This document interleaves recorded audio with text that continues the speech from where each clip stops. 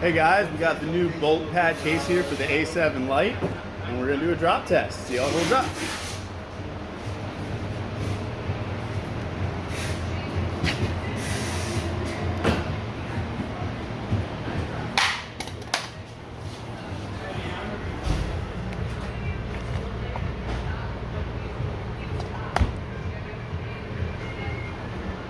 There we go.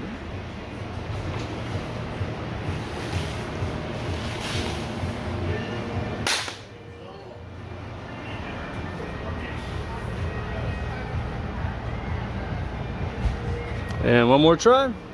Yeah, I'm really trying to get it to go in the corner if I can, but it doesn't want to do it.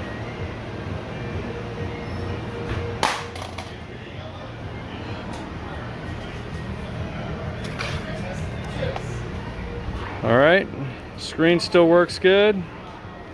Case is in good shape. That's the new BOLTPAD case from CSG on the A7 Lite.